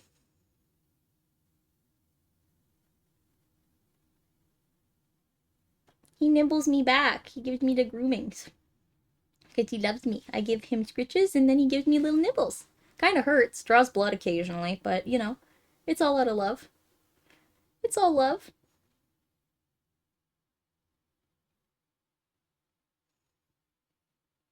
Oh, I love him. I love him so much.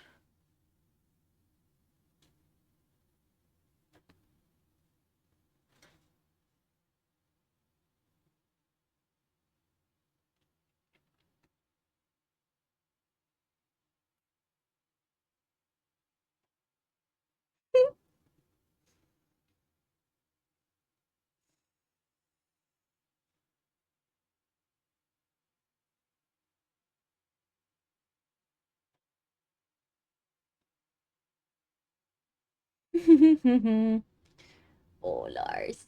He's so fluffy. God, he's happy.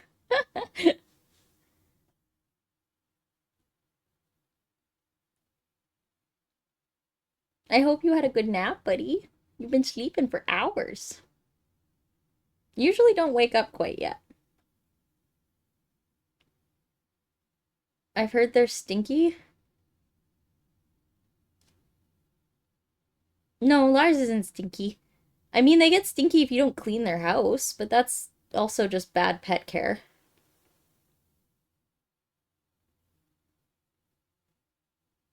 Oh, Lars, look at your little fingers. You're so cute. Stop eating me. Lars, don't eat me. Lars, don't eat me. Ha ha ha.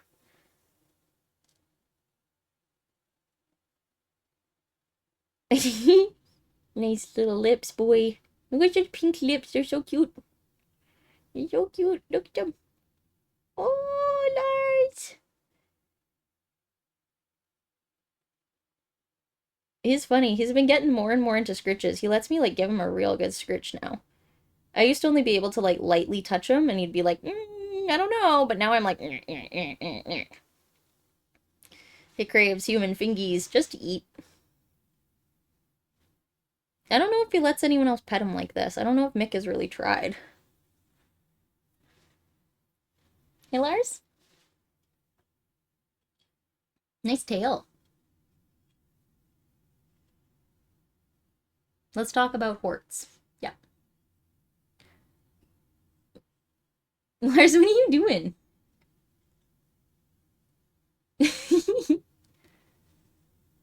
Oh, what are you doing?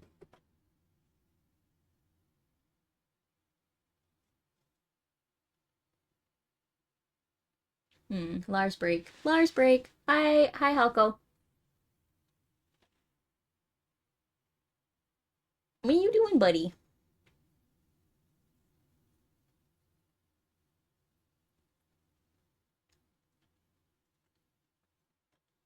Nap break.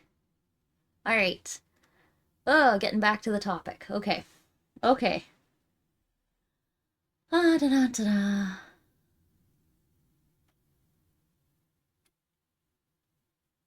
Okay, here we go. Non-climactic factors. Um, that have implicated changing wildfire characteristics. So things that are human driven. Land management has facilitated fuel buildup, which favors increased burn severity, as well as both increased susceptibility of California's aging power grid to extreme weather and increased development in fire-prone areas that it changes ignition patterns and fire management. If you want a better breakdown of this one, there's this nice article from drought.gov, and it kind of just covers what this article means. We can maybe read it. Oh yeah. It's been found that nearly all observed increases in burned areas over the past half century are due to human-caused climate change. It's estimated that from 1971 to 2021, human-caused climate change contributed to a 172% increase in burned areas and a 320% increase from 1996 to 2021. In the coming decades, a further increase in annual forest burned areas, it's expected to increase from 3 to 52%. That's wild. That's so much forest area burned annually. Yeah.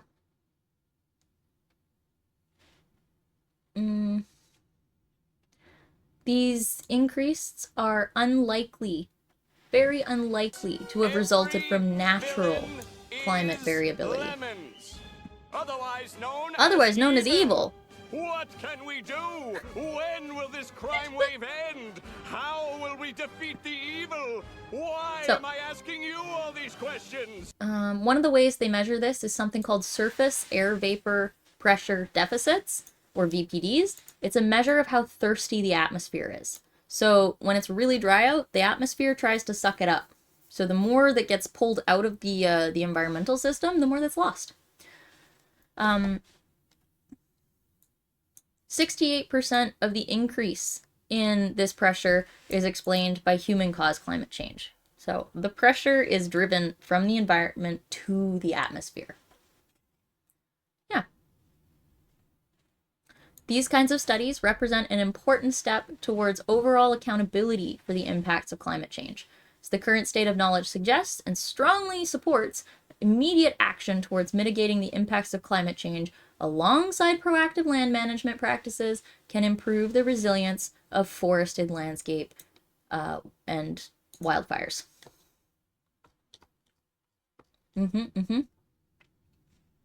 Now,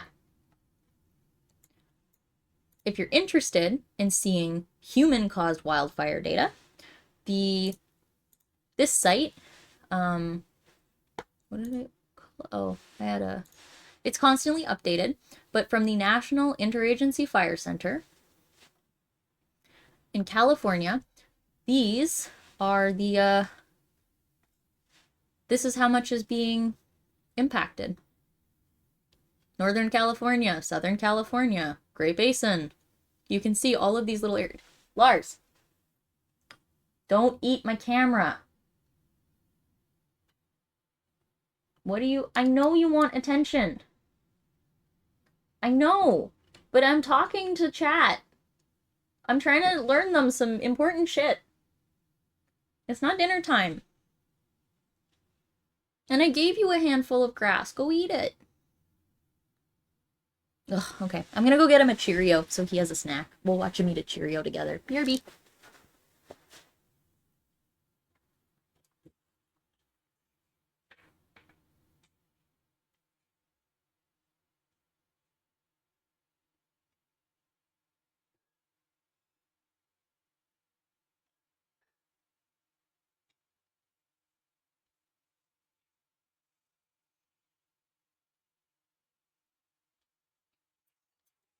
Hi, Lars.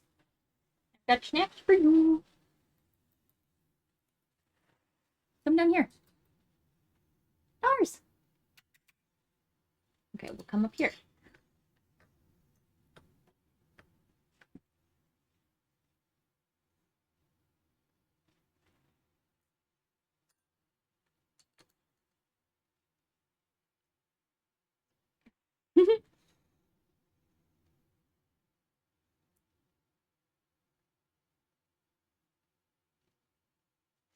Hi, Crimson.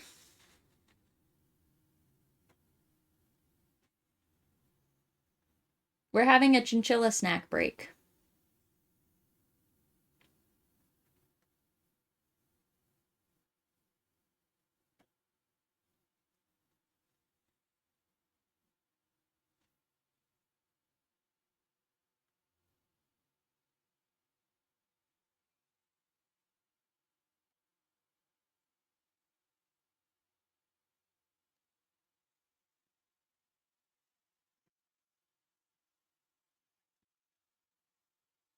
Ah, Lars, I dropped one of your snacks, damn it. Oh, I got it.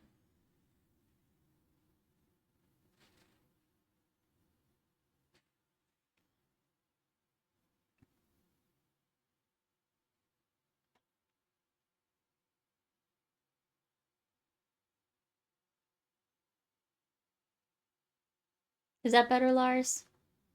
Is that better? Did you need a snack? Did you need a snack? I'm not. It's a shovel. I mean, it's a hori knife, but it's a shovel. This is what I carry around when I garden. This is the exact kind that I have too. I found the same one online and I stole the PNG. I have this shovel. Oh, I fucking love them. Mine cost like 30 bucks too. They're not that expensive.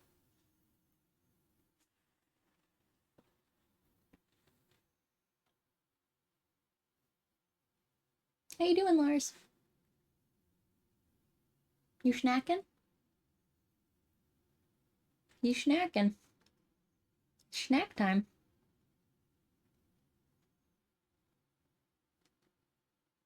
Ready for one more? Have a Cheerio.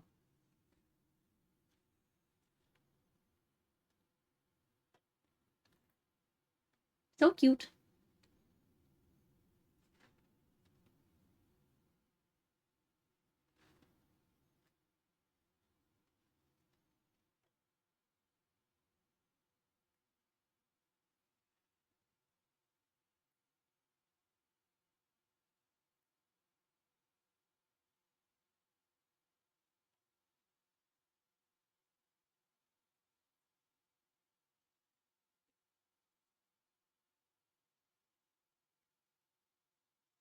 Good snack time. Good snack time. Good snack time.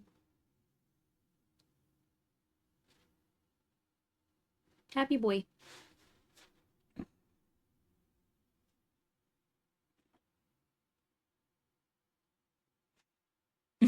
Lars.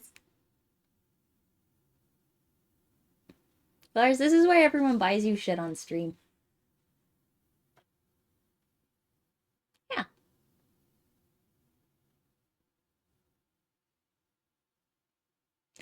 Lars the chinchilla. Yeah, he's so pretty. He's so cute. I love him. I love Lars. Lars is the love of my life. He's so lovely.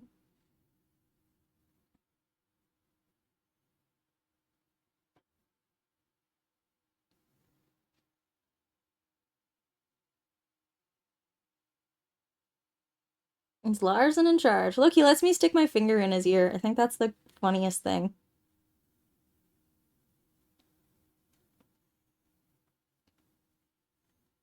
He loves me.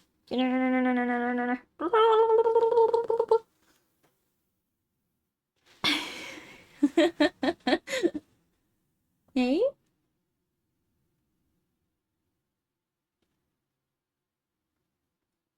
No, I love him. I love him. I love him. Okay, so stats. All right, going back to other things. I'm not going to go into this one because once again, it's more of a law article, but earlier in the early 2000s, Mexico and the U.S. Worked a little harder on strengthening the water relations at the border because Mexico also produces a ton of horticultural crops. You can check that out here. Um, and then there's two other things I wanted to talk about in terms of impact. And so that's almond production and Amazonian deforestation. Yeah. So let's start by talking about almonds as a scapegoat. And what we're going to do is we're actually just going to listen to a radio interview. It's 4 minutes, and I hope you enjoy.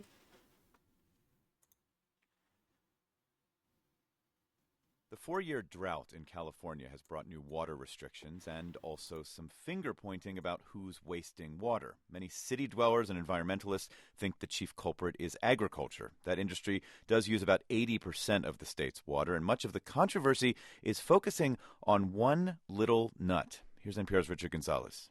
You may have heard by now that it takes 1 gallon of water to produce just one almond. Daniel Bays has heard that a lot too, and he shakes his head. Almonds really aren't any more thirsty than any of our other crops. Bays is a third-generation grower in Wesley, a small farming community about 90 minutes southeast of San Francisco. Driving through his orchards, he says almonds are the best place he can put his water because it's his most lucrative crop.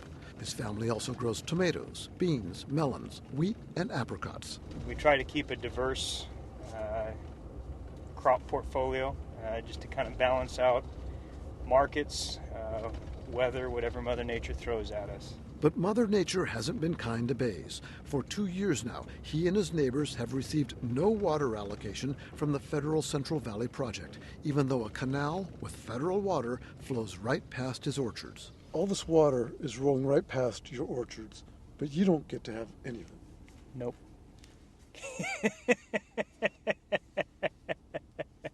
It's a little bit frustrating when you have to look at that every day. And there's water there, but there's none that you can have unless you've saved it or banked it or paid through the nose for it. What Bays is describing is part of California's complicated system where all water is spoken for. His family has what's called junior water rights. In other words, no right to the water running past their orchards, which is destined for Southern California. So like many farmers, the Bays have had to turn to their wells for groundwater to keep their trees alive. But their groundwater is salty and over the long haul not good for the trees. Bays points to a small almond branch where the leaves have stopped growing. From here out, you should have new leaf growth on here, and you can crack at and it's dead, and here it's a little softer. There's a little bit of green left. But that's just from a stress level in the tree. Like his trees, Bays is also under stress. That's because as the drought worsens, almonds are caught in the crosshairs of critics who say these trees require as much as 10% of California's water. In other words, too much. Tom Stokely is a water policy analyst with the California Water Impact Network. Almonds use more water than all of the indoor residential use in all of California. Almonds use more water than all of the outdoor residential landscaping in California. And almonds are not the largest water-consuming crop either. For example, alfalfa requires a lot of water, but almonds attract more criticism, in part because production for export has exploded in the past decade. California produces more than 80% of the world's almonds. It's a $4.8 billion market, and that's encouraged farmers to rip out annual crops like tomatoes and melons in favor of orchards. But unlike annual crops, a farmer can't fallow an orchard. Industry spokesmen say almonds are getting a bad rap, and they plan to crank up messages like this one already posted on the web. Over the past 2 decades, almond growers have reduced the amount of water used per pound of almonds by 33%. Critics say that might be true, but as farmers plant more orchards, more water is consumed. Still, the drought magnifies tensions in California that in good times don't attract a lot of attention. Jay Lund directs the Center for Watershed Sciences at UC Davis. He says almond growers and other farmers will have to cut back in a drought. But Lund gets philosophical when he says the debate really isn't about almonds. If you listen to the spokespersons on all these sides and the pundits on all the sides, you'll pretty quickly come to understand that waste is always water used by other people. This is, I think, a natural human condition in such a dry place. It's true, says Lund, there will never be enough water for city dwellers and farmers to feel completely comfortable. But as he puts it, welcome to California. Richard Gonzalez, NPR News.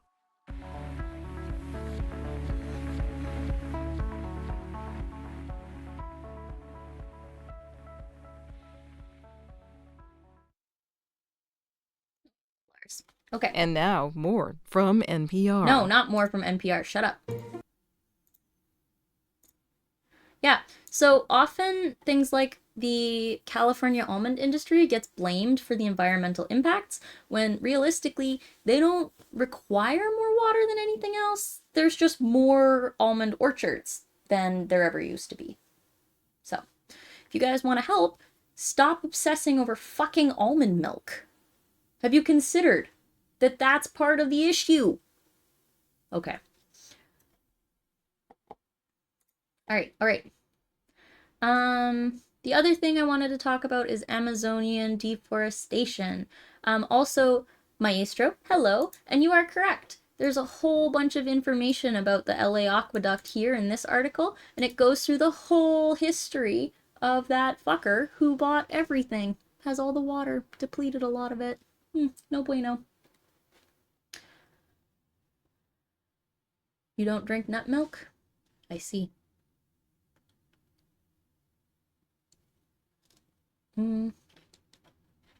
Also, colac, no, because cows require livestock production, dairy production requires a ton of water. Lars, what are you doing?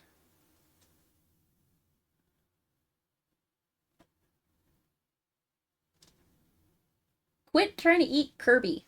Kirby's like his girlfriend. It's so cute. Oh man, he's so awake right now. Usually he doesn't wake up quite yet. He's got like an hour before he usually wakes up. Crazy boy. Yeah. Climate change to blame, almonds, Amazonian deforestation. Okay, so I'm just going to cover a little bit of this, and then I think I'm going to wrap up because 2 hours of lecturing is a long talk, especially for a subject that I had to do a lot of research for. Like the meme of someone trying to put out a fire with almond milk. Lol. So.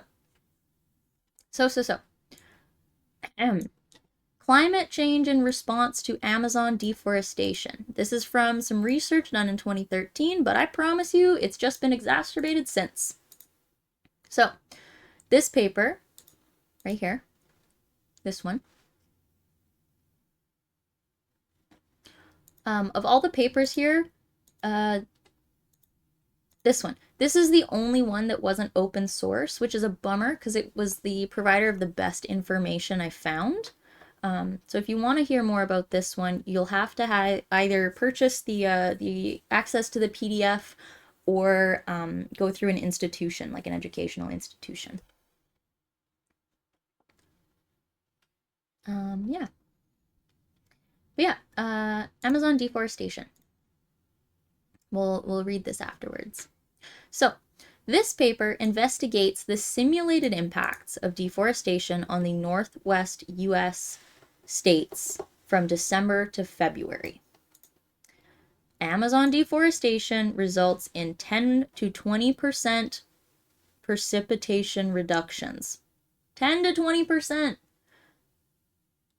It decreases snowpack by up to 50%. And it's concluded that the deforestation of the Amazon can act as a driver for regional climate change in the extratropics, including areas of the western U.S. that are agriculturally important. So it's not just within California that these anthropogenic causes are occurring. It's worldwide, and all of them impact each other. Turns out climate change has nothing to do with fucking borders. Doesn't care. Doesn't give a shit. The only thing that literally, the only thing that borders impact are people. That's it. Nothing else gives a shit about borders. So, okay, let's look at this.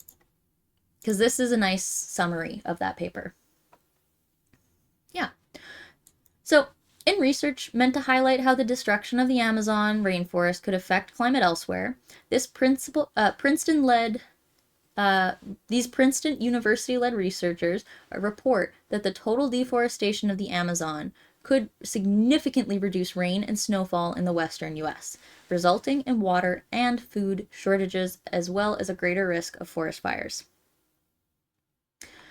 The researchers report in the Journal of Climate that an Amazon forest stripped bare could mean a 20% less rainfall for the coastal Northwest. It's a 50% reduction in the snowpack, which is a crucial source of water for cities and farms.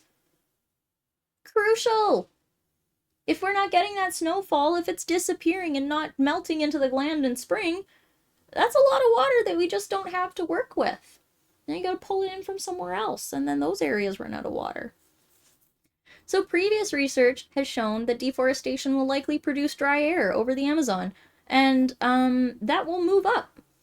So the atmosphere's normal weather-moving mechanics could create a ripple effect that would move that dry air from the Amazon directly over the western US from December to February, causing increased risks of wildfire, which are then sparked by anthropogenic causes, or the occasional lightning strike and such, but usually anthropogenic reasons. Like power lines. If power lines fall, they can cause big problems in wildfires. And I know for a fact that the California power line system is breaking down. It's not being replaced and updated as fast as it should be. So those are issues. Those are big issues, especially in rural areas. Rural areas are the ones that get hit the hardest from these droughts. These Princeton-led researchers found that the Amazon pattern would be subject to the same meandering high-altitude winds known as Rossby waves that distributes the El Niño system worldwide. These are instrumental forces in the Earth's weather that moves east or west across the planet, often captures the weather of one region, such as chill Arctic air, and transports it to another. Because the Amazon pattern forms several thousand miles to the northeast from El Niño, the researchers report that these waves put the rainy side of El Niño over Southern California. The waves that put the rainy side of these winds over Southern California would instead subject that region to the dry end of the Amazon pattern. Then, the pattern's rainy portion would be over the Pacific Ocean and south of Mexico. So instead of that rain moving up this way, it's going to move this way. That's useless. Precipitation decrease up here, precipitation increase down here. And it all comes from here.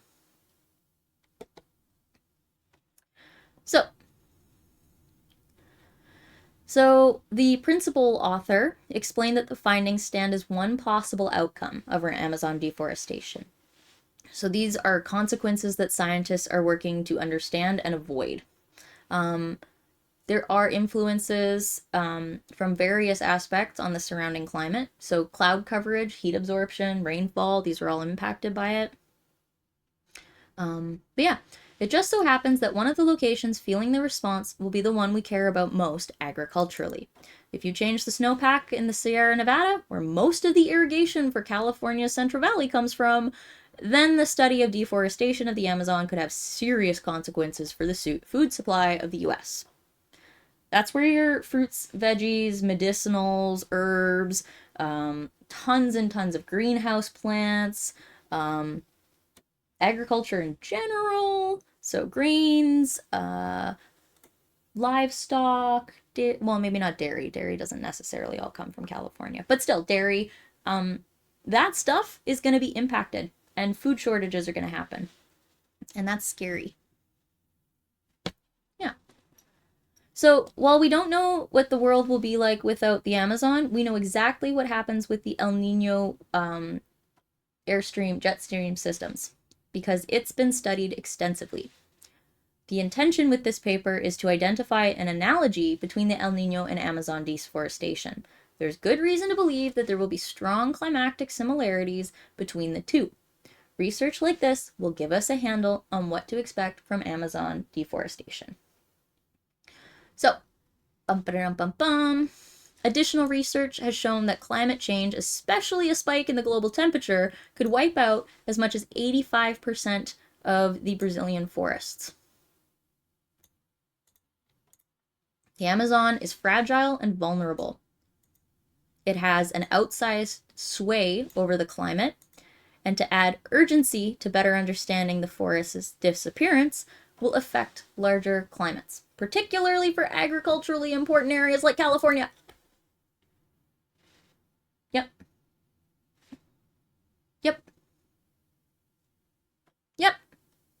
So, it's an international topic as well. This is an international conversation. It crosses borders. Weather doesn't give a shit about who owns, air quotations, owns the region. Humans are causing problems because we're a bunch of selfish little cunts. I mean, what?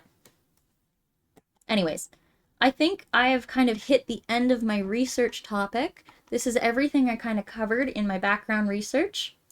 We looked at a whole bunch of different papers.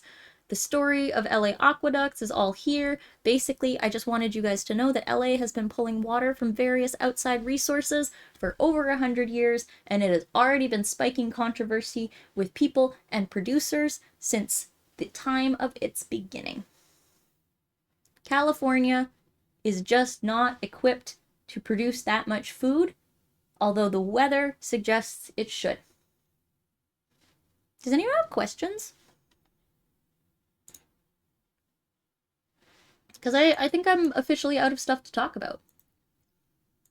Again, if you also want information about the history of horticulture in the region, I've got it here. And you can go through all the secondary and primary sources as well as some terms and definitions. Yeah.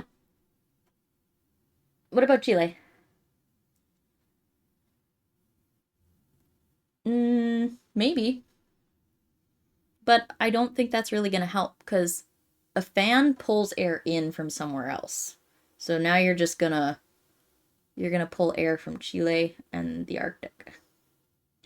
The eucalyptus tree thing? Oh, no. Let me pull that back up. That was funny.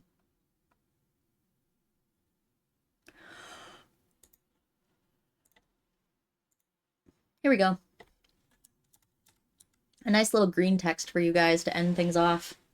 1920, be Californian. Get duped into buying Australian eucalyptus trees. One sec. Plant thousands of acres. Australians forget to mention it takes at least 100 years for the trees to mature. Thousands of I'm fucking this up. Let me try again. Get duped into buying Australian eucalyptus trees. Plant thousands of trees. Australians forget to mention that it takes 100 years for the trees to mature. Thousands of investors go broke. 2017. 100 years later, eucalyptus trees have spread everywhere and have finally matured. Australians also forgot to mention that the trees produce a highly flammable toxic oil that builds up in the tree. California burns down. Oop. No, this is a thing. It doesn't help. It makes the pollution shitty. Real shitty. And because the oils are flammable, like think eucalyptus oil, it can exacerbate the effects. Especially if it's all dried out. Yeah. Well, 2 hours of chatting, and I think my brain's fried.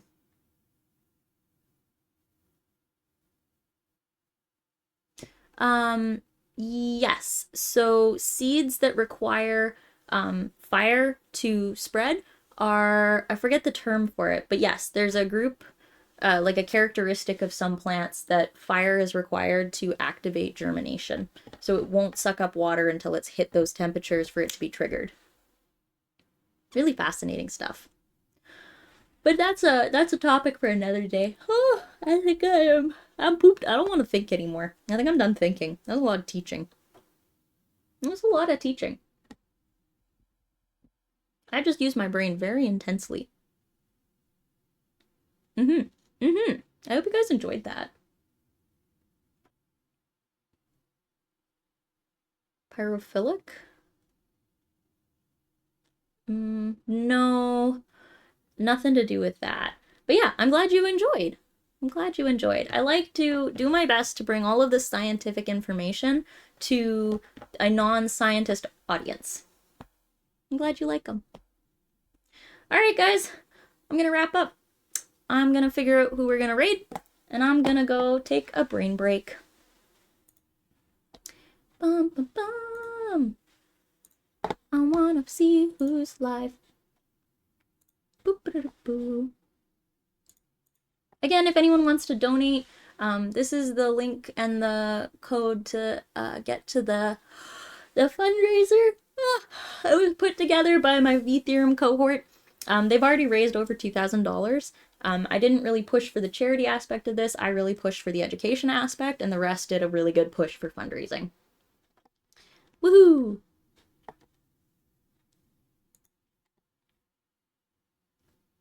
Yeah, thanks Bach. Alright, I'm gonna see who's live, and we're gonna go raid.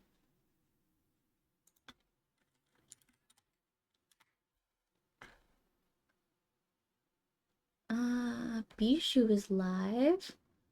Oh! Mossman's live! We're gonna go raid Mossman, because it's his 3rd Mossiversary. Woo! Moss and I started streaming at about the same time, which is really exciting.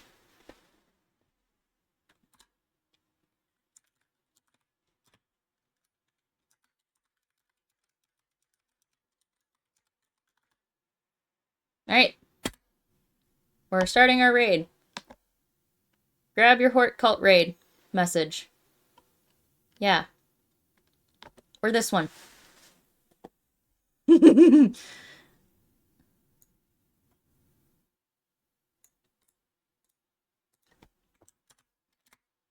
we're gonna go raid Mossman. Again, thank you guys so much for coming by. I had so much fun prepping for this. I had so much fun talking about this. I even got to talk on Z's stream earlier, and I'm going to do my best to get this video perhaps edited down to post on YouTube, because I do think it's going to be useful information for people. But like I said, I'll do my best. That doesn't mean it's actually happening. Yeah. Okay. I'll definitely post the VOD though. I love you guys. I love you guys. I love you guys. Go have fun with Moss, okay? Go have fun with Moss. I'm gonna go away. I'm gonna play Animal Crossing in a little bit, and it's gonna be fun. Bleh, bleh, bleh, bleh, bleh, bleh, bleh. Okay, bye! Bye, nerds. Bye, nerds. Goodbye, nerds. I love you guys. Goodbye!